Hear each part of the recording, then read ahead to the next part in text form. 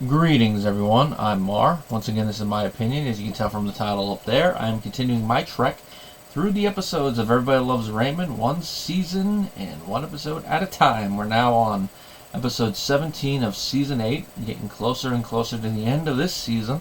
This, of course, is the Ingrate.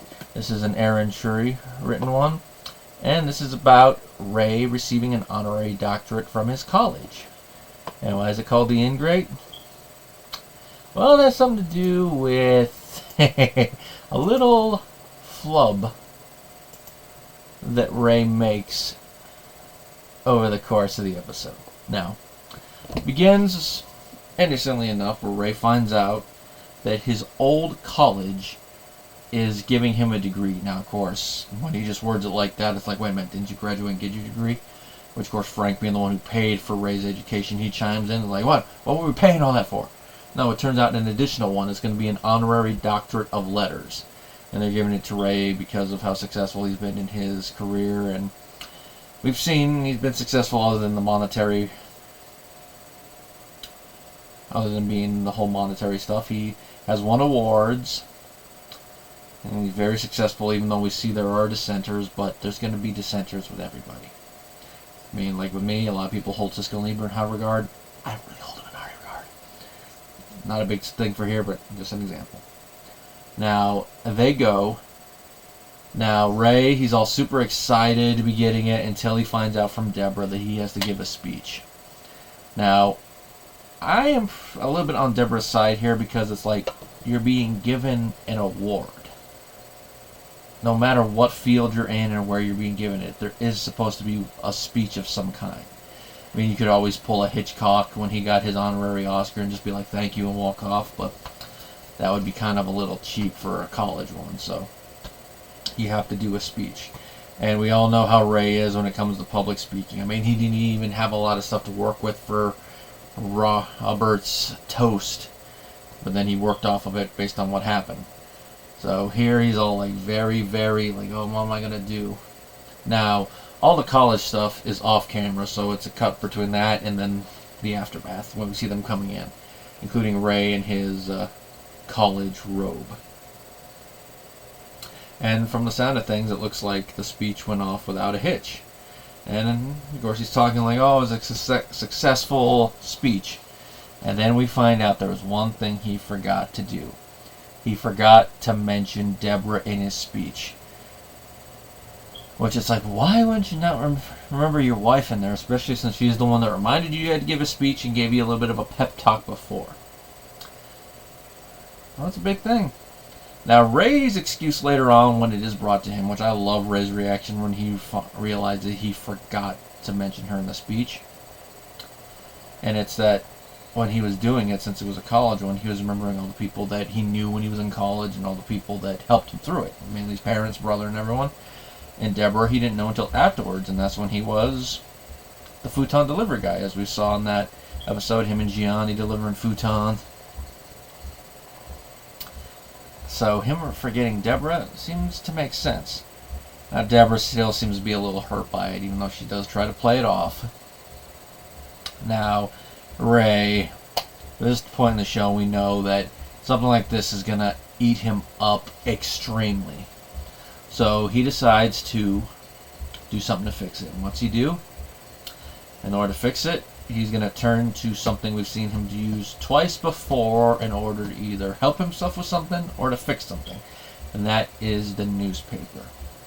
We saw it in Season 2 in the ride-along episode when he tried to get his brother the recognition he deserved for stopping that armed robbery. And then, of course, since he's not the one that wrote that one, the guy turned it around and made it seem like Ray was the star of the story.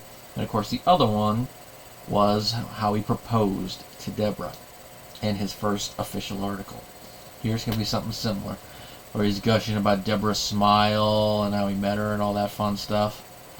Now Deborah loves it, and if you've been a fan of this show since the beginning or just started marathon watching it and got to this far, you already know where things are going to be going here, especially with a title like The Ingrate. And that is Deborah's going to take umbrage with it, like special smile and all that. It's one of those things where I'm like, really, really, Marie, you're taking umbrage with that? And even though she was mentioned glowingly in the speech at the college, and Ray even gave her the physical copy of the honorary doctorate of letters, she's really upset that she was not mentioned in the article, but yet Deborah's smile, and she seems to imply and even outright states it's a fake smile, is like that. It's one of those things that, like, really? And this is an instance, I brought it up multiple times, but if this was a relationship in real life, this would be a moment where you go no contact with them. It doesn't matter that you're across the street, but this would be a no contact moment. I mean, we've seen from before that no contact can hurt this family. But there's a time where you really got to cut the apron strings and really make it serious, because we've seen at this point that her toxicity is not going to be fixed. Now, part of it is, of course, that even though this is a show and we see the characters' lives going forward, they have to do a kind of soft reset in between episodes in order to keep everything going. So there is that. And the episode, with all the dynamics going, it goes more or less the way you would expect, especially near the end. A lot of little fun moments here and there. It's mainly how the characters interact with the situation and some of the one-liners that really add to it, like Robert's little line about Ray's cape. You could take your robe off, Merlin. That got a chuckle out of me. I actually forgot about that line. Shows you how long it's been since I've watched this episode. Alright. Then, of course, there's something here that I never thought about, is that when they get home from the ceremony, the kids aren't with them, and she says she needs to check on them, implying that they were home alone. But, of course, this is the same season where we find out that Allie's old enough to watch the twins, so it could be a situation like that. I mean, and also, technically, with how old she is, I technically was home alone a couple times at that age, too, and I turned out fine. Then again, someone probably would chime in and go, "Oh, no, that is not legal." Like, mind your business. There's not really much else to say about this episode. All in all, it's another fun one. You get the character interactions and reactions that you would expect, given what Aaron Shuri sets up in the teleplay. Actors all do a pretty decent job working off each other, and I really love how Ray Romano sells it when he is told that he forgot to mention Deborah in the speech. Without we've seen Ray throughout the show, that is how he would definitely react and try to fix it. It is definitely how Ray would move to fix it. I'm sorry I don't got much more else to say about this one. It's a fun episode, but there's not really a lot to talk about that I haven't already touched on, so sorry this is going to be another short one, but you know, sometimes that's the roll of the dice, especially if I don't got much to write down on and all that.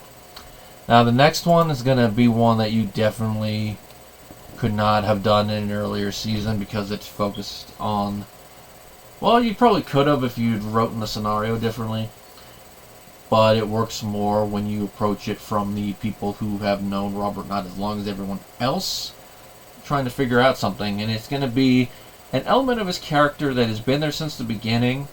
We've just taken it as a quirk and eccentricity about him, and that is Robert and his crazy chin.